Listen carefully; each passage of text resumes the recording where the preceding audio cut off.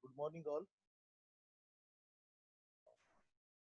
Can just tell me, am I audible and the screen is visible to you or not? So we can start the lectures. Just anyone unmute yourself and tell me, am I audible? The screen is visible or not?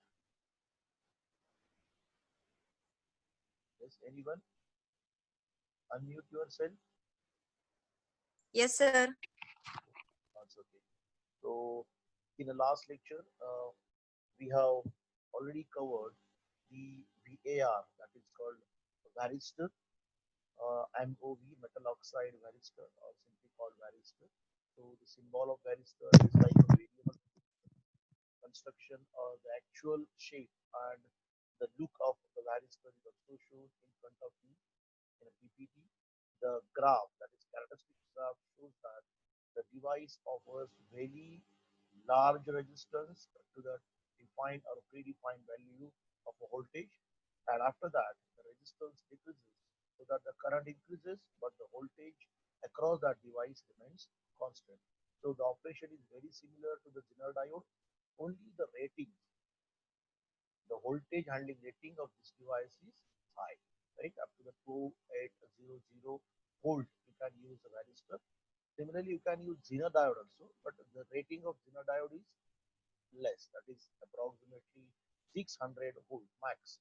Okay, so this is already completed in the last lecture. We have started with the selenium diode, which is again similar to the Zener diode, right? If you see the characteristics of this selenium diode, also called as a selenium voltage suppressor, in which the forward characteristics is very close to the PN junction diode characteristics, but in a reverse bias condition, it breakdown or its reverse breakdown voltage is a very large. So at the particular value of reverse voltage, it turns on, we can say, and after that the current increases to that device, but the voltage across device remains constant. So if you know the working of Zener diode, so it is very similar to the Zener diode. Again, what type of material is used, that is a different. Then what is the voltage ratings, handling capacity, then size, then shape, then symbol, that things are different. But overall the working of this device is again very close to the working of Zener diode. So in the last lecture, we have started with the polarized and non-polarized, right? So polarized version has all the plates arranged in the same direction, and hence it handles over voltage in one direction only. So it is suitable for DC circuits or a DC voltage. Okay, and a non-polarized in which the plates are arranged from both directions. So it is suitable for AC circuits. Okay, every plate, right? So why it is called plates and so on? Just see the construction of varistor. So it is look like a capacitor. Okay, so there will be a plates inside this capacitor separated by zinc oxide or silicon carbide, right? Similarly, in selenium diode also, there are construction is very similar to the varistor. So plates, that is basically a silicon plates are arranged in one direction. So if the plates are arranged in one direction only, then it is suitable for DC circuits. And if plates are arranged in a both direction, then it is suitable for AC circuits, right? So each cell, or you can say each plate, is having a rated value of 25 volt. So every plate is having its rated value of 25 volt with a clamping voltage capacity up to the 72 volt, right? So 25 volt is the rating of that plate. If you see the capacitor, if you just observe the surface of capacitor on which the capacitor value and the voltage handling capacity of that voltage capacitor is printed on the surface of capacitor. Okay, so voltage handling capacity, for example, 1000 microfarad 25 volt, then 2000 microfarad 50 volt, 60 volt, 100 volt, and so on. Right. So that is basically the rating of that particular capacitor. Similarly, the selenium diode, which is manufactured with the help of such plates. So every plate having the capacity or a rated value, RMS value, voltage of 25 volt with a clamping voltage of 72 volt. Okay, so that much voltage can be clamped by the single plate, one plate.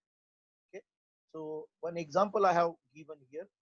For example, if I want to manufacture the selenium diode for our circuit, so if circuit ratings are 210 volt, uh, that should be protected, or maybe a requirements of protection for 210 volt. So we require total 9 cells to protect the device for this 210 volt. Okay, so 25 volt selenium cells. So 25 into 9, or you can say 210 divided by 25. So total 9 cells are required, and each cell each cell clamping capacity is of 72. So 9 cell into 72, so 648 volt it can be clamped or maybe rotate. So normally this particular diode is manufactured for 210 normal working voltage, but if any high voltage spike or transient having voltage rating up to 648, this device can be protect your power devices. Okay, but if the voltage is greater than 648, then this device also damaged. Once the protection circuit damage, automatically your power devices also get damaged. Okay, so this is one example for DC circuit. Another example for AC circuit. So if we want to protect our power devices from single phase 230 volt 50 hertz supply, so we require total 10 cells. 230 divided by 25. So 10 cells are required from each direction. Okay, so 10 from each direction, it means total 20 cells are required. Okay, so total 20 cells are required, and 10 into 72, it means 720 volt peak voltage can be clamped from either of direction. Okay, so peak to peak it is approximately 1440 volt it can be clamped. So 230 volt is the RMS voltage. If you calculate into the peak to peak, then it may be approximately 360 or 380 volt. So this particular circuit can protect your AC circuit up to 1440 volt peak to peak. So this is the advantage. So this is one of the device. See, again, I'm telling that the construction is slightly different, but the working is very similar to the Zener diode. If you understand the working of Zener diode, then you can easily understand the working of these devices, because internal structure of these devices is not available at all, just because the construction is very similar to the construction of capacitor. So not shown anywhere how the selenium diode is constructed and so on, or varistor is constructed, but the construction is very similar to the capacitor. So capacitors are constructed with the plates separated by dielectric material. Okay, so as the number of plates are more, the capacitor value is more. Even the voltage handling capacity of that capacitor is also more. Okay, so advantage, selenium diode must be capable of absorbing the surge energy without undue temperature rise. So selenium diode, uh, it can be clamped the voltage without any change in temperature in that device. That is the advantage of selenium diode, because if high voltage transients or spikes may apply, then definitely protection devices sometimes get heated. For example, heatsink. So heatsink itself heated due to the increase the temperature, right? So this device will never maybe increase the temperature. So temperature uh, will not increase in a device. The disadvantage, due to low internal capacitance, the selenium diode do not limit the dV by dt to the same extent as compared to the RC snubber circuit. Now, this is a disadvantage, as your snubber circuit is also used for uh, power devices from any high dV by dt, or we can say high voltage spikes. But If you compare snubber circuit with a selenium diode, then definitely the snubber circuit having a high capacity to protect your power devices from dV by dt. dV by dt means high rate of change of voltage with respect to time.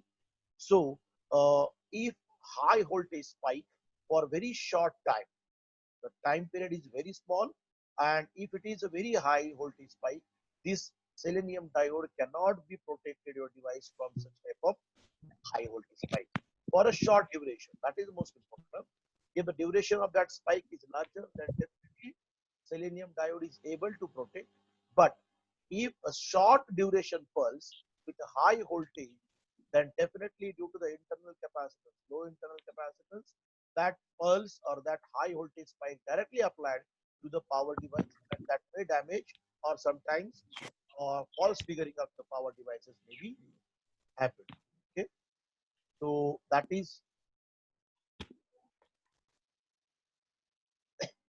may happen.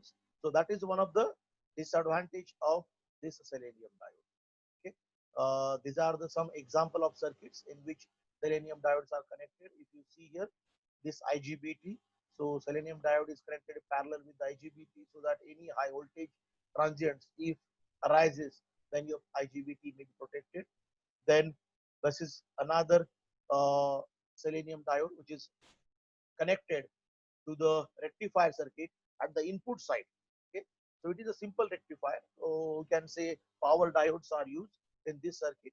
So power diodes, your even rectifier circuit, overall circuit, we can protect from the any high voltage appear across the input side. So we can directly connect one polarized. This is actually a AC circuit. We are applying AC voltage. So uh, polarized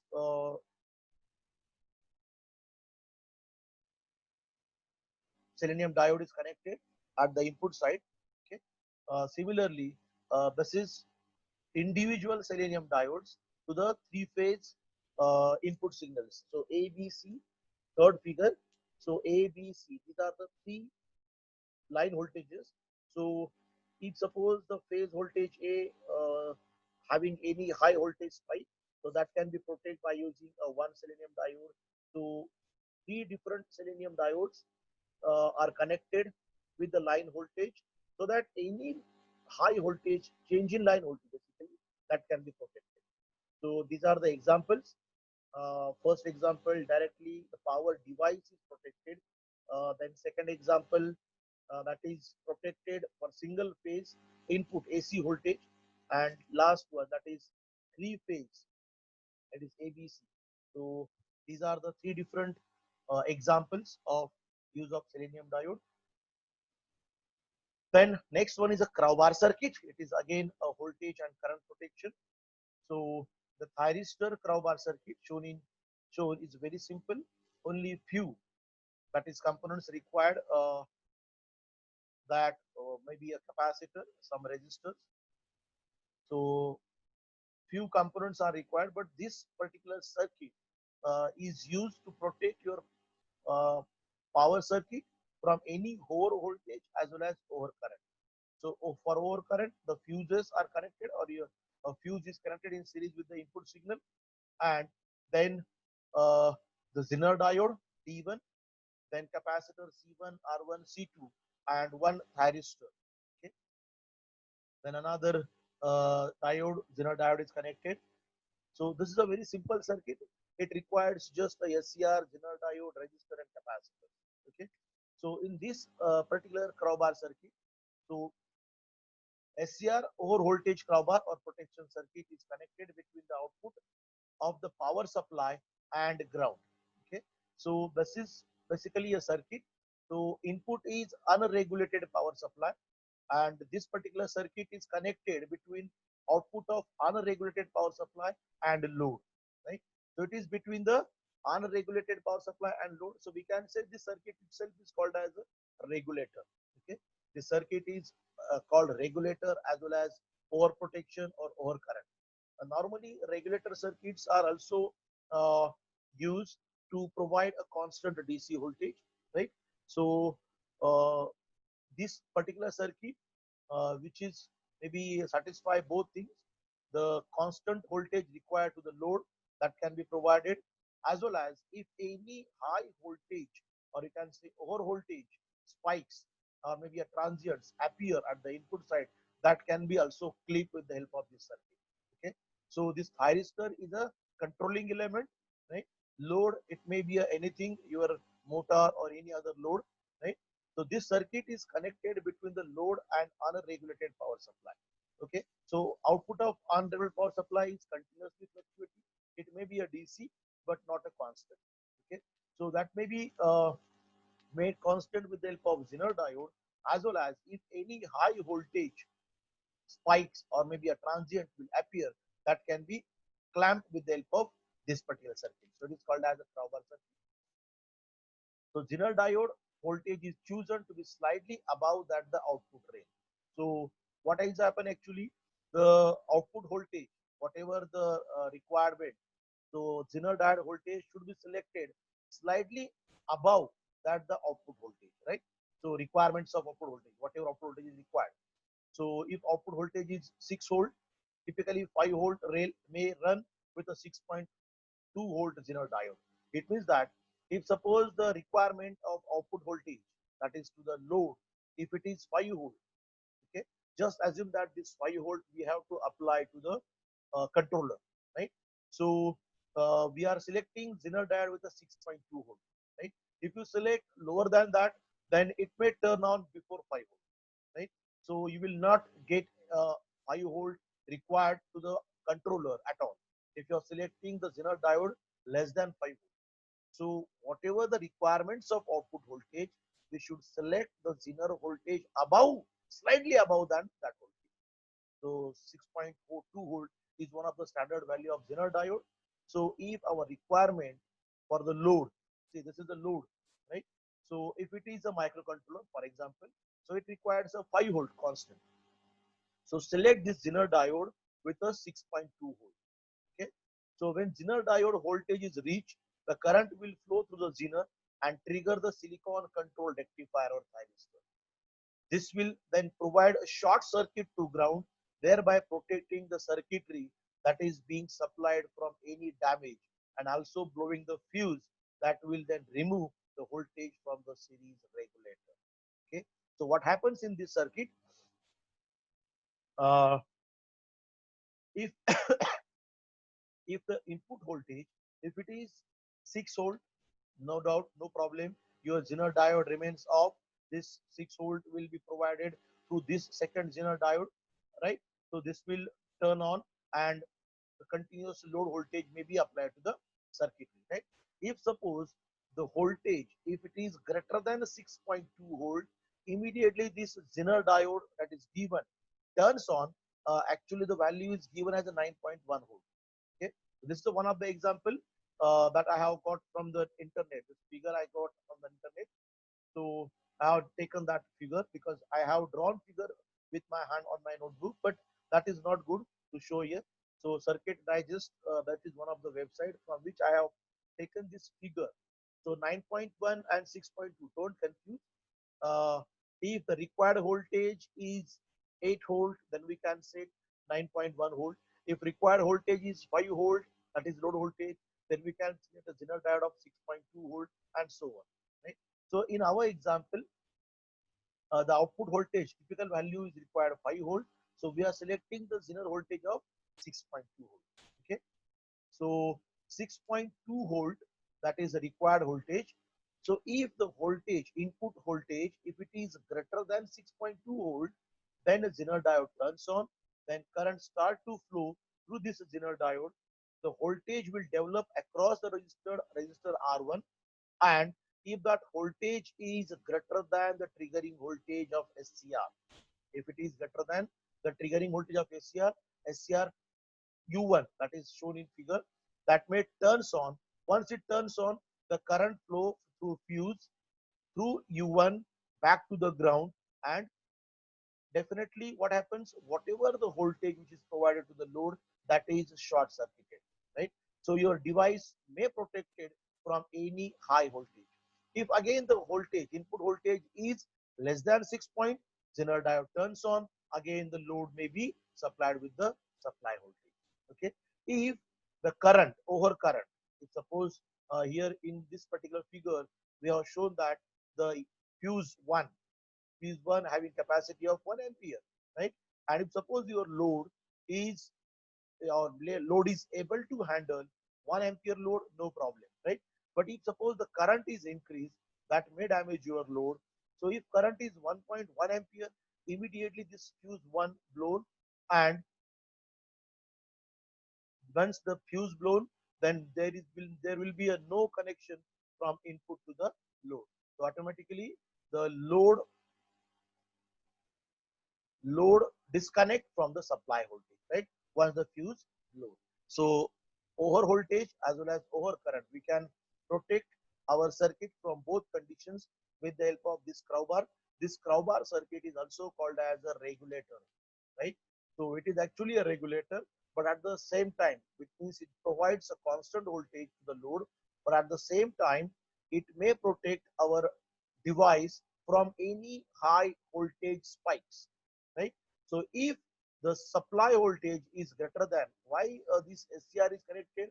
Because Zener diode itself protect our power device, load from any change in voltage, but the capacity of a Zener diode is up to only 600 volts. If the high voltage spike, if it is greater than, if it is greater than 600 or 700, then that time this SCR turns on, and the current, whatever current that flow through the SCR to the ground, so that our load, in this particular figure, our load may be a any other circuit, maybe a power device or any other that can be protected, right? So this crowbar circuit is also asked in examination. So you can refer even notes. Slightly different diagram is shown in a notes, but no doubt the crowbar circuit is used to handle over voltage as well as over current conditions. Okay, so this is the theory about the crowbar circuit for your reference, for your study. See, this type of crowbar circuit that is shown in my uh, notes. So the same circuit you can refer. Again, here fuse is connected, then a Zener diode is connected. So if suppose the voltage VDC, if it is changes due to any, this VDC is again a unregulated voltage. So if because of that, then Zener diode voltage is 3 volt, so comparator turns on, which may turn on SCR, and then it may protect our power circuit or further circuit. So it is again similar, but in this particular circuit, op-amp is used, right? So to compare the voltage, and in previous circuit, only the Zener diode is connected. Whenever the voltage of Zener diode is greater than the rated value, it turns on, current flow through the R1, the voltage develop across R1, this may turn on SCR, and then circuit uh, short circuited. Similarly, in this comparator or in this circuit, the op-amp is used to compare the voltage. So whenever the voltage at the terminal 2, op-amp, terminal 2 of op-amp will turn on, this will turn on SCR, and then SCR will short circuit the supply voltage, so that whatever output of the circuit which is given to the power circuit is protected. That is another example of crowbar circuit. If you search crowbar circuit on net, you will find maybe a variety of different circuits. Okay, but you can draw this first circuit, and we can explain with the help of this explanation that I have given on the slide. That is sufficient. Okay, now the last part of this unit, that is current protection. Okay, normally in our house, uh, maybe we are protecting our home appliances with the help of a fuse that is normally connected after the supply from a meter to the home appliances. So if suppose the current is large or increased the beyond value of, normally what happens, see, 15 ampere, 5 ampere is the current required for home appliances. Normally 15 ampere is for uh, fridge or heater or cooler, etc. That load required 15 ampere current. Otherwise 5 ampere current is sufficient for other appliances. So 2 pin and 3 pin normally we are using. So whenever we are connecting to the 3 pin, normally that circuit or that particular board or pin is used for 15 ampere load, right? So again, on every electric board, which is maybe having at our home, we have connected a small fuse, right? So supply to all switches is given through that fuse, right? So if suppose the overcurrent condition arises, means the current increases from the MSCB, then definitely that current first flow through the fuse. It may blow the fuse so that your appliances, home appliances, may be protected, right? So don't use maybe a heavy wire for the fuse.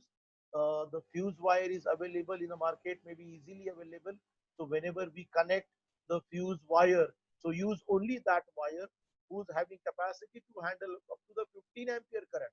But if the current is more than 15 ampere, then definitely your home appliances may be per duty high current, right? So basically, to protect any device, any home appliance or any power devices, we use the fuse, right? The fuse having maybe a different kind of fuse wires or maybe a fuse constructions, right? So simple aluminum wire is also used. Sometimes copper wire is also used. Sometimes other wires are also used. Again, even the gauge of wire, that is also important, right? So different type of rating depends upon the boiling point of that particular fuse. So how much current, maybe 15 ampere, after 15 ampere the current if increases, then the fuse may be blown and so on. So depends upon that. So during short circuit conditions, overcurrent flows through the SCR. These short circuits either internal or external. This is happen actually. So external short circuit, it means suppose outside your home, if there will be a short circuit in MSCB connection, so because of that also the current through the wire maybe increases. Sometimes in your home appliance, there will be an internal short circuit, and because of that also sometimes heavy current flow through the devices that may damage the devices. The internal short circuits are caused by the reasons like failure of HCR to block the forward or reverse voltage, right? Then firing pulses, short circuit of converter output terminals due to fault in connecting cables or load, etc. These are the internal. The external short circuits are caused by sustained overloads and short circuit in the load. Okay? In the event of short circuit, the fault current depends on the source impedance. If the source impedance is sufficient during the short circuit, then the fault current is limited below the multi-cycle surge rating of SCR. In case of AC circuit, the fault occurs at the instant of peak voltage if the source resistance is neglected. See, basically this is the theory part I have provided with the PPT for your reference, but different type of protection, a different type of fuse are connected in series with the devices, sometimes in series with the circuits. For example, if you see, I don't know if you are able or not to see this particular figure, but in these figures, if you see, this is a controlled converter, single phase control converter.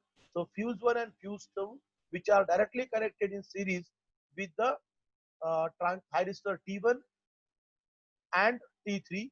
At the same time, thyristor T2 and T4, there will be a fuse 2, right?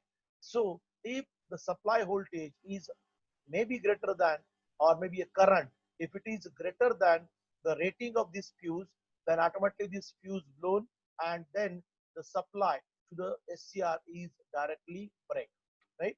So fuse used after every power, every supply to protect device and circuit. That is the first figure. And in the second figure, if you see, the four individual fuses are connected in series with the devices. Fuse 1, that will protect the thyristor T1. Fuse 3 will protect the thyristor T3.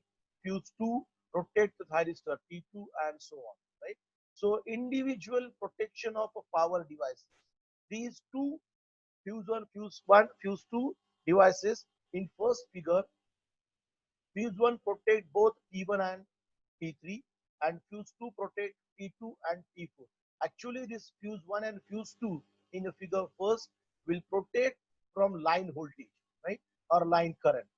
So if the current is more than the rated value of fuse, then automatically this fuse will blown and break the connection of supply with the power devices. In this particular second figure, the individual SCR is protected with the help of fuse. Okay, so these are some examples. Actually, what happens, that is shown here in a characteristics of fuse. So if the fuse current, if increases beyond the actual rating of that particular fuse, so it will start to melt. That fuse wire start to melt, and fuse wire once melt, it means blown, then current to the particular fuse is break, and it will protect to the power devices. So this is about the second unit and current protection, right? So just go through this particular theoretical part. It will help you how the current protections are provided. Normally the question will not ask on current protection, but if suppose asked, then you can even explain the crowbar circuit with a fuse, or you can directly connect such type of fuse or circuits. With the help of these circuits, you can explain the part of fuse, right? So this is about the unit number second, protection of a power devices. I'll just overview what we have learned in this particular unit from start to end, right? In short, so you can understand what we have learned. Gate drive circuit is the first part of this unit, gate and base drive. So base drive is not basically learned because we are using MOSFET, gate, SCR, triad, and IGBT. So all four devices having only a gate. So we can say gate drive circuit. Then the needs of a gate drive circuit. Then before to see the gate drive circuits, we have seen isolation. Why the isolation is required? That is, we have learned first two type of isolation circuit. One is uh, pulse transformer isolation. Another is uh, optocoupler isolation method.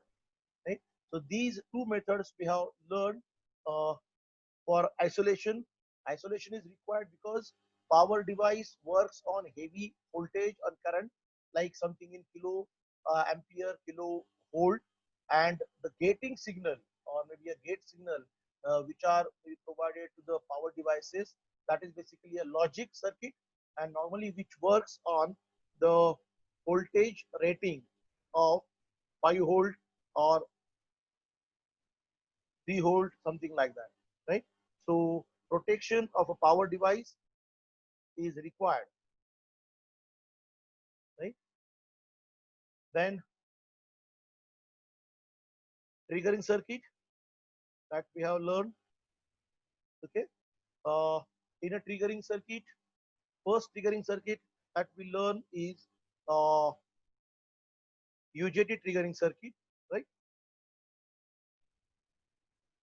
So UJT triggering circuit of SCR, that is the first part or maybe a first triggering circuit, which is normally used in single phase power supply or maybe a single phase circuit. That type of triggering circuit is normally used, right? Uh, before to learn triggering circuit, we have learned about the UJT, what is the UJT and so on. Okay, then UJT triggering circuit for SCR, then SCR triggering using DC, that is DC voltage or DC current, that we have learned. Then triac triggering using diac. This is one of the important questions. See two questions: SCR triggering and triac triggering using diac. That may be asked in examination. So these two questions are important. Then isolations are also important, that we have already learned. Uh, Transformer isolation, and second one is the optocoupler. So four question: isolations, two, and two triggering. One is SCR triggering, another is a triac triggering. Then MOSFET and gate drives. Normally, this MOSFET gate drives I have not asked till into the examination, but still we have to know what type of different circuits used to drive the MOSFET. So that we have already learned. How to increase the speed, switching speed. That may be asked in examination. So simply by connecting RC circuit, we can increase the speed of switching of MOSFET. Then totem pole gate drive circuit, that is why, what is the need of totem pole gate drive and so on, already we learned. Then microcontroller or microprocessor base, actually not a microcontroller base, it is a microprocessor base. This question is also asked in examination. I don't know exactly in same or in same, but I have seen this question. It is microprocessor. So this may be a fifth question from this unit, right? First two questions, that is uh, isolation, and two question, that is UJT triggering, then tri triggering, then cooling and heat sink. So there will be a sixth question on heat sink and seventh question on cooling, right? So we have seen a heat sink, then we have seen different types of cooling, right? So up to the cooling, there will be a seventh question, right? Then voltage protection, snubber circuit, selenium diode or varistor. This may be asked, maybe question number 8 or 9. 9 questions, right? And then finally, the crowbar is the last question number 10. So 10 questions, maybe the important questions from this unit that already we have seen asked in examination many times. First question, isolation using pulse transformer. Second question, isolation using optocoupler. Third question, PCR triggering using UJT. Fourth question, triac triggering using diac. Then fifth question, uh, that is gate drive circuit. Then sixth question, heat sink. Seventh, cooling. Eight, move or selenium diode. Then ninth, snubber circuit, and 10th, crowbar circuit. So what are the topics I have mentioned? So maximum 10 questions may be asked from this unit, right? Don't fix in your mind that only 10 questions may be asked. Uh, Prepare the total chapter properly, right? I'll share you the PPT of this unit, that is last unit number second, immediately after the ending of this unit or this session. Just last 20 or 30 seconds are remaining. So dear student, uh, Friday's lecture we will conduct on team. So I have sent message to the T2 batch students to send your queries so that I can solve your problem. Similarly, T1 and T3 batch students, contact your tutors and send the query. Query, it means whatever problems, right? Normally the problems arises in Microsoft Teams password. So password reset, you can send your names. So we can consolidated list, we can send to the TPO, and then we will reset the password. While login, don't log in more than 2 times because your password will immediately log. While typing your password, because whatever the password is provided,